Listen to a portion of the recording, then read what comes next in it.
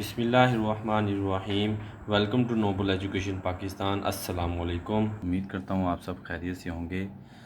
Class 10th आज हम physics का चैप्टर नंबर 13 साउंड के बारे में पढ़ेंगे। इसके न्यूमेरिकल प्रॉब्लम्स को हम हल करेंगे।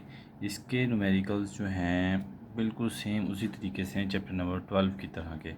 वेव्स के बारे में हमें इसी चैप्टर में पढ़ाया गया है, तो आइए हम इसके बारे में पढ़ते हैं।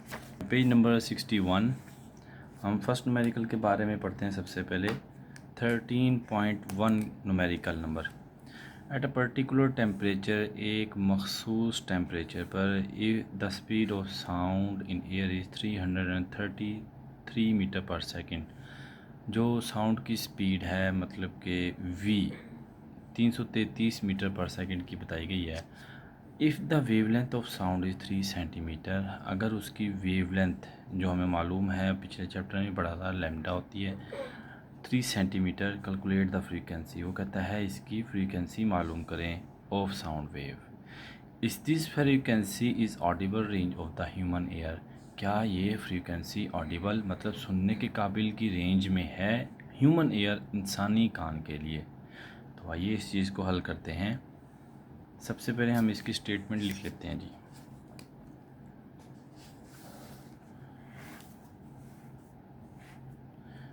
थर्टीन पॉइंट वन जी class. At a particular temperature the speed of sound in air is 333 metre per second. यहाँ पे हम लिख लेते हैं speed of sound is equal to v से ज़ाहिर किया जाता है 333 मीटर पर सेकेंड। उसके बाद वो क्या कहता है, if the wavelength of sound wave is 3 centimetre,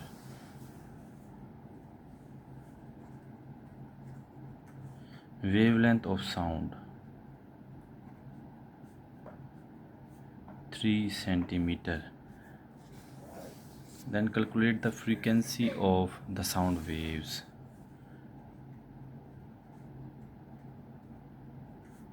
Frequency of sound wave f, ये हमें मालूम करना है। और इसके बाद वो ये भी पूछता है कि क्या ये ऑडिबल है।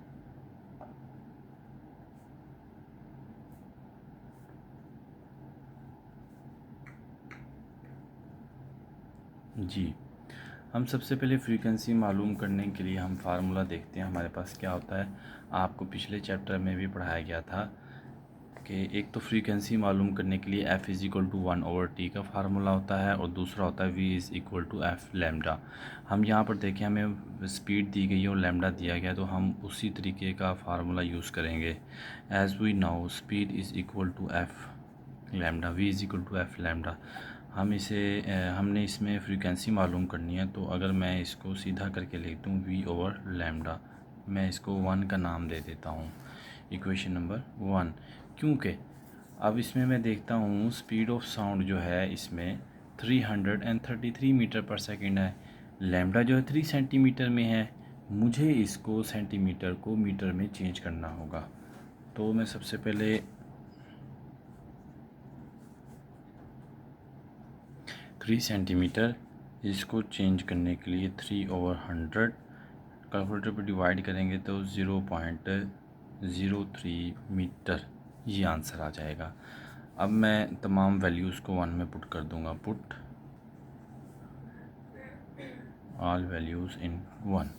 ठीक है जी, हमारे पास 1 इक्वेशन जी है, f is equal to v lambda, v/लैम्डा। स्पीड कितनी है हमारे पास जी? शुरू में बताया गया आपको 333 मीटर पर सेकेंड। इसी तरीके से लैम्डा भी हमने निकाला है 0.03।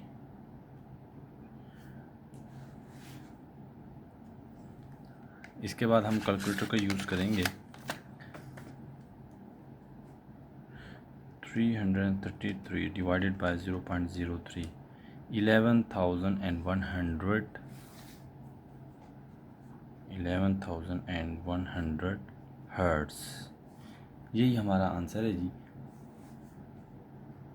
अगर मैं इसको किलो में चेंज करना तो चाहूँ तो यहाँ पर 10 power as we know 10⁻³ is equal to kilo. So यहाँ पर आ सकता है 11 किलो हर्ट्ज़। अब हमारा एक जवाब तो आ गया है फ्रीक्वेंसी का, क्या ये ऑडिबल है या नॉन ऑडिबल है ह्यूमन एयर के लिए। बुक का पेज नंबर आप ओपन कर लें 56। इसमें आप देखेंगे ऑडिबल फ्रीक्वेंसी। ऑडिबल फ्रीक्वेंसी में वो कहता है अगर 20 हर्ट्ज़ से 20,000 हर्ट्ज़ की रेंज हो तो ये ऑडिबल होती है, मतलब कि ह्यूमन ईयर्स के लिए। ठीक है जी, तो अब हम इसमें लिखेंगे as the frequency is 11 kilohertz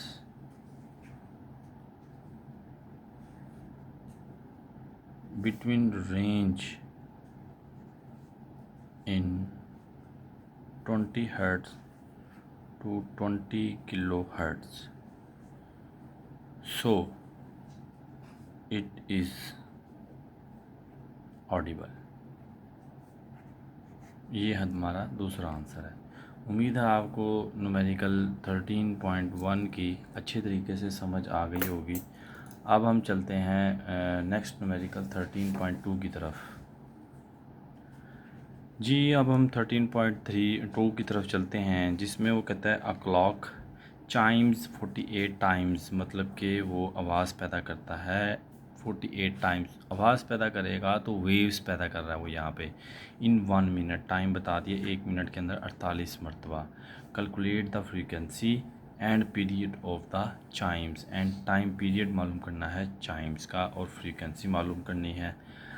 ये बिल्कुल उस न्यूमेरिकल की तरह है जो हमने चैप्टर नंबर 12 में सेम एग्जाम्पल नंबर 12.1 की थी, सेम उसी तरीके का ये न्यूमेरिकल है। तो आइए इसको करते हैं।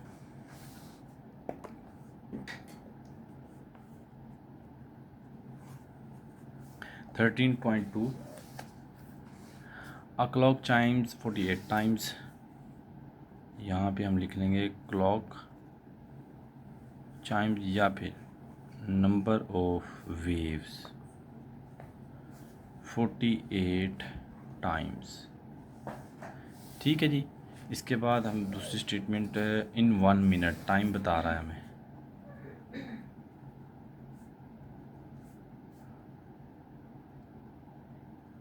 मैं 1 मिनट को यहीं पर हल करता जाता हूँ। 1 minute is equal to 60 seconds. और सवाल में आगे वो पूछ रहा है कैलकुलेट द फ्रीक्वेंसी, इसकी फ्रीक्वेंसी मालूम करें एंड पीरियड ऑफ टाइम्स, और टाइम पीरियड मालूम करें। तो हमें पहले मालूम करना पड़ेगा फ्रीक्वेंसी,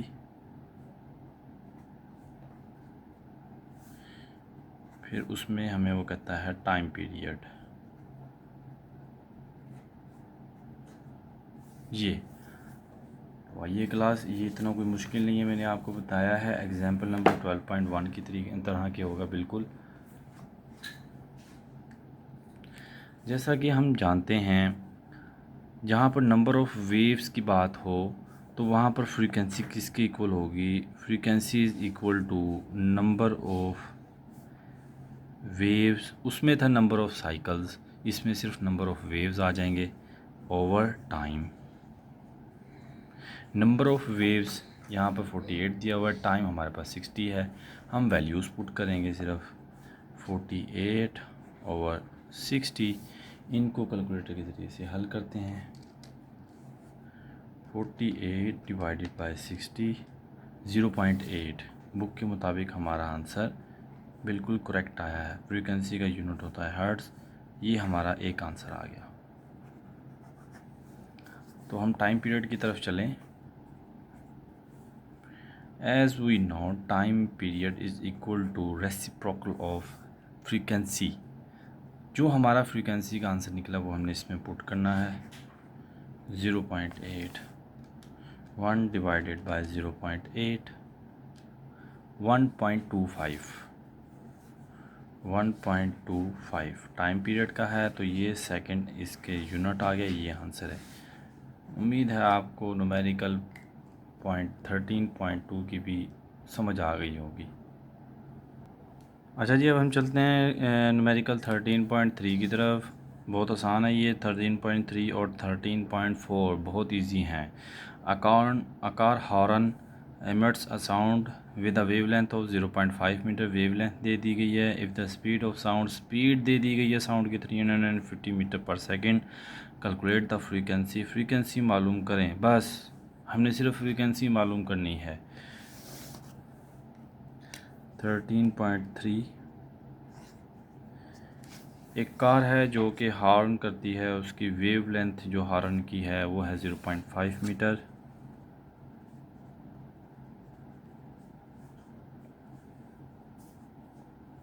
इसके बाद हमें उसकी स्पीड दी गई है साउंड की जो कि 340 मीटर पर सेकंड है।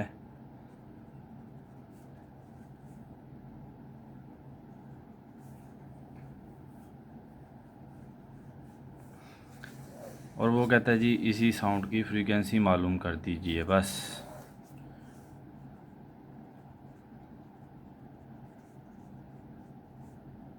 अच्छा बच्चों, यहाँ पर जो मैं ये इतनी बड़ी स्टेटमेंट लिखता हूँ ये इतना कुछ ज़रूरी नहीं होता पेपर्स में भी लिखना। पेपर्स में सिर्फ आप ये सैम्पल लिख दें, उसके आगे ये वैल्यूज़ लिख दें उनकी, बहुत है। आपका न्यूमेरिकल कभी भी गलत नहीं होगा इस वजह से। ये मैं सिर्फ आपको समझाने के लिए लिखता हूँ। चलिए जी, अब हम इसके सोल्यूशन की तरफ जाते हैं। F is equal to 1/t होता है। t हमारे पास यहाँ पे दिया नहीं हुआ, हम मालूम करेंगे किस तरीके से। हमें मालूम है v is equal to F lambda, ये हमारे पास है। हमने मालूम करनी है फ्रीक्वेंसी, तो हम कर देंगे इसको v और लैम्डा। जो 13.1 था उसमें हमने लैम्डा को पहले हल किया था, 0.5 मीटर दिया हुआ यहाँ पर, वहाँ सेंटीमीटर पर था। इसको हम डायरेक्ट वैल्यूज़ पुट करेंगे क्योंकि ये पहले ही मीटर में दिया हुआ है।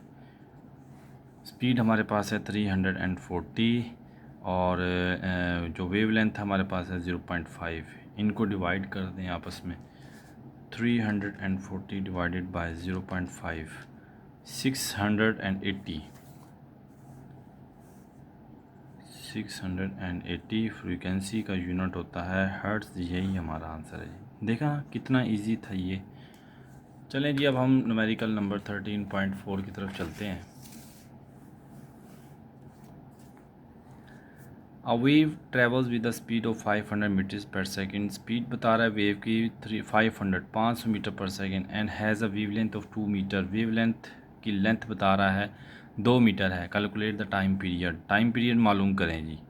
इसमें अब हमें उसने टाइम पीरियड दे दिया है। चलें अब हम इसकी स्टेटमेंट लिखते हैं।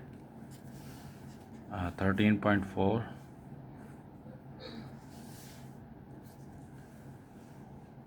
A wave travel with a speed of 500 metre per second. Speed दी गई है जी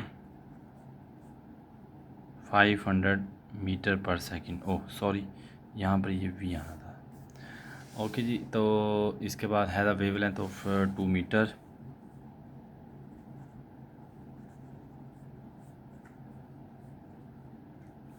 उसके बाद वो कहता है जी इसका टाइम पीरियड मालूम करें। टाइम पीरियड मालूम करना है जी हमने।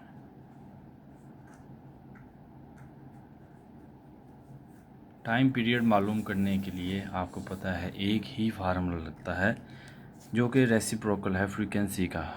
टाइम पीरियड मालूम करने के लिए रेसिप्रोकल ऑफ फ्रीक्वेंसी। हमारे पास फ्रीक्वेंसी तो नहीं है जी, अब हम क्या करेंगे? सिंपल है यार।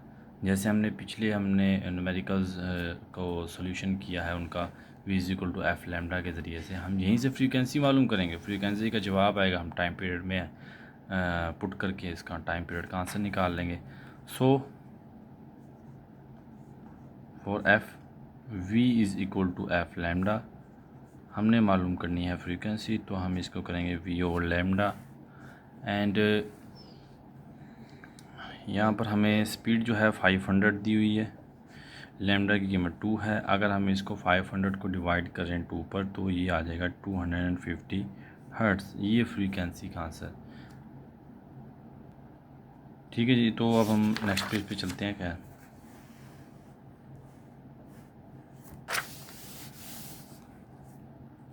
टाइम पीरियड का फार्मूला हमें मालूम है, जो हमने वहीं पर लिखा था 1/f।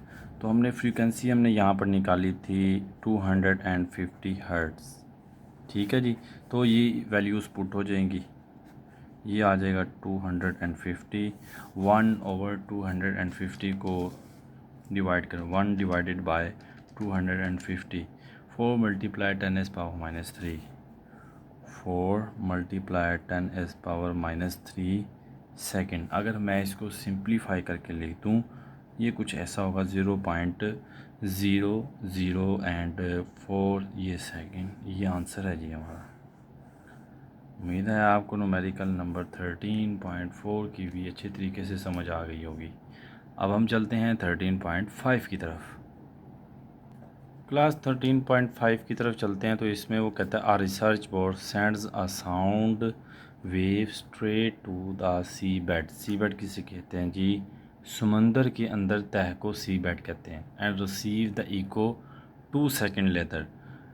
2 सेकेंड लेटर मतलब कि वेव जो है जाती है स्ट्रेट, टकरा कर वापस आती है। ये टोटल डिस्टेंस वो कह रहा है 2 सेकेंड का है ये इसका। मैं आपको डायग्राम बनाकर भी दिखाऊंगा थोड़ी सी। The speed of sound in sea water is 1600 metre per second.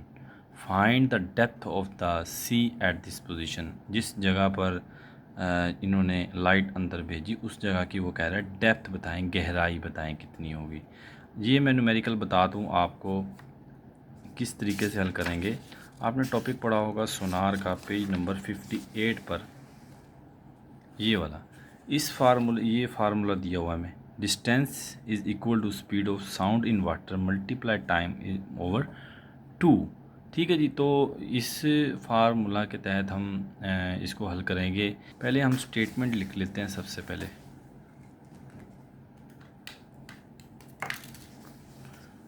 (13.5)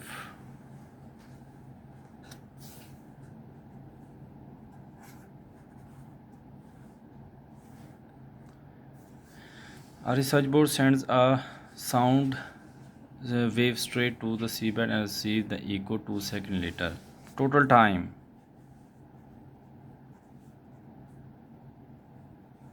मैं यहाँ पे टोटल टाइम क्यों लिख रहा हूँ?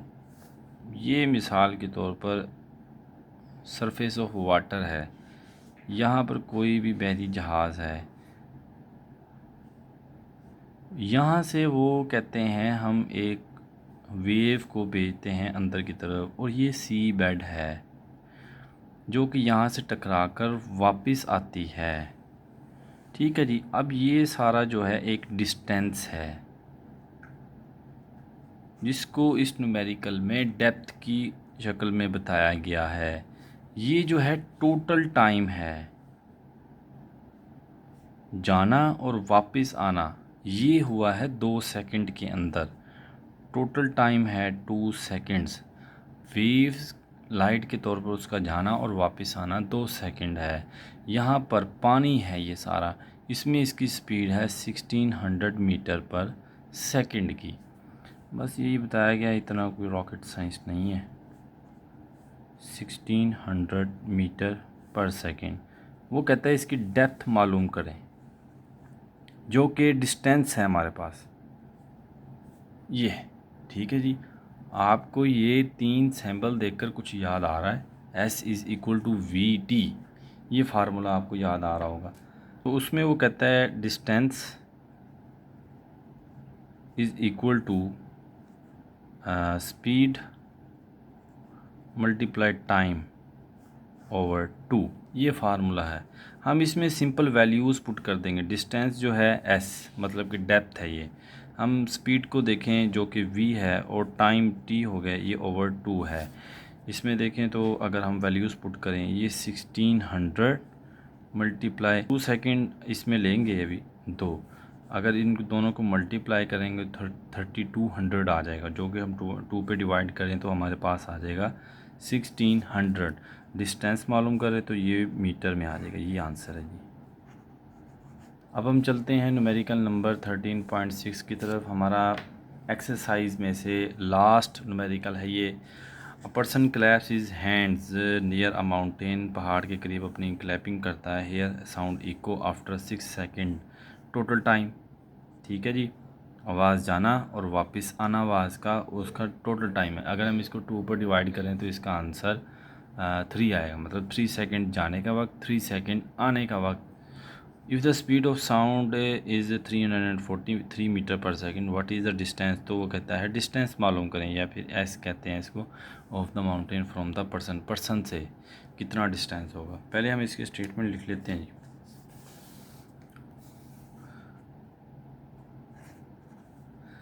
A person collapses on mountain and hears echo after 6 seconds. Total time.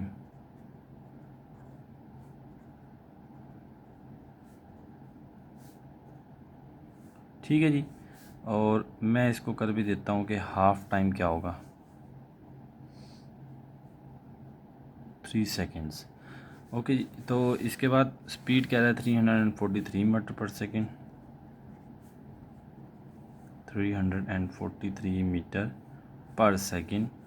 मालूम क्या करना है जी, डिस्टेंस पर्सन का माउंटेन से कितना डिस्टेंस है। अभी हमने सोनार वाला जो पढ़ा है फार्मूला, हम उसी की तरीके से ही इसको हल करेंगे। अब as we know S is equal to V multiply T over 2। अगर हम इसमें वैल्यूज़ पुट कर दें सबकी, v is equal to 343, time जो है टोटल पुट करेंगे 6/2। अब इस 343 को मल्टीप्लाई करेंगे 6 के साथ, 343 मल्टीप्लाई 6, 2058 डिवाइडेड बाई 2, 1029, 1029। ये डिस्टेंस मीटर में आंसर है इसका, ये आंसर है जी। ठीक है जी, चलो जी अब हम चलते हैं एग्जाम्पल नंबर 13.51 की तरफ। एग्जाम्पल हैं ये, वैसे तो बुक में इनको ऑलरेडी सॉल्व किया होता है, लेकिन हम फिर भी हल करके दिखा देते हैं। Calculate the frequency of the sound wave, frequency मालूम करनी है, speed 340 metre per second and wavelength 2 metre. बिल्कुल वही सवाल हैं जो हमने एक्सरसाइज में किए हैं। तो हम इसकी स्टेटमेंट लिख लेते हैं। 13.1 फ्रीक्वेंसी मालूम करनी है। अगर वो कहता है कि साउंड की स्पीड जो है 340 मीटर पर सेकेंड हो, 340 metre per second, and the wavelength is 2.0 metre, wavelength is 2.0 metre. हमें पता है फार्मूला क्या लगाया जाएगा, v is equal to F lambda, v over lambda. v यहाँ पर है 340, ये है डिवाइडेड बाय 2। अगर हम 34 को 2 पर डिवाइड करें तो हमारे पास 17 आता है, ये ज़ीरो वैसे ही आ जाएगा इसके साथ। फ्रीक्वेंसी का यूनिट हर्ट्ज़, ये आंसर है बच्चों। ऐसे न्यूमेरिकल सिर्फ 2 नंबर में आते होते हैं शॉर्ट क्वेश्चन के अंदर। Page number 55 example number 13.2। एक फ्लैश लाइट है इस सीन 2 सेकेंड्स अर्लियर, जो कि 2 सेकेंड पहले देखी जा सकती है, दैन द थंडर, बिजली से पहले। जाहिर है हमें पता है कि रोशनी की जो स्पीड है साउंड की स्पीड से ज़्यादा है, तो एक थंडर से पहले, बिजली की आवाज़ के पहले जो बिजली की चमक है वो 2 सेकंड पहले देख ली गई। How far away is the cloud in which the flash has occurred. बादलों का फासला बताएं जी कितना है वो जहाँ से वो लाइट देखी गई है। स्पीड ऑफ साउंड जो है 332 मीटर पर सेकंड बताई गई है। तो हम ये आसान है बहुत, मैं आपको जो flash of light is seen 2 second, time का बारे में बता रहे जी 13.2 time, t is equal to 2 second. यहाँ पर वो कहता है जी how far away is the cloud, distance मतलब s। इसके बाद वो कहता है जी इसकी जो स्पीड है, speed of sound,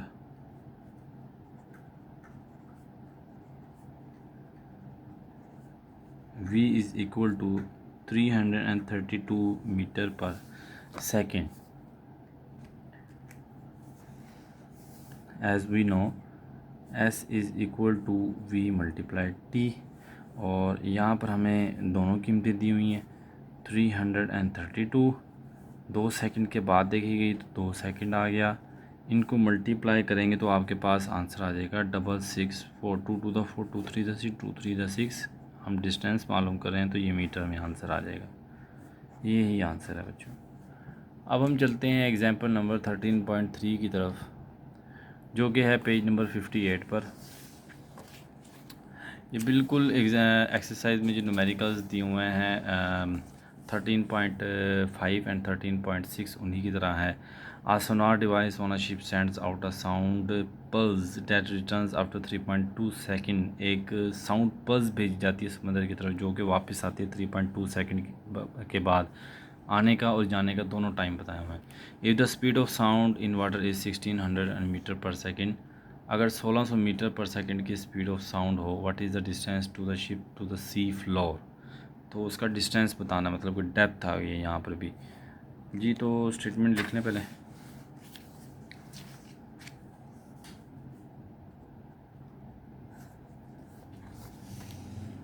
Sonar device time लिख लें हम, टोटल टाइम पहले।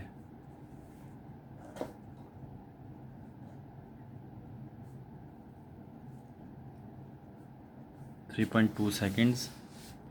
इसके बाद कहता है if the speed of sound in water is 1600 metre per second.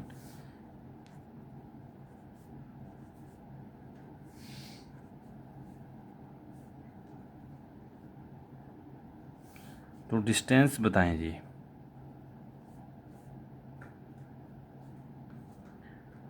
जैसा कि हमने सोनार में फार्मूला पढ़ा है, S is equal to V multiply T/T। बस वैल्यूज़ पुट करें, आंसर आ जाएगा 1600 time 3.2/2। 1600 multiply 3.2 5120 divided by 2 2560 metre. यही आंसर है जी।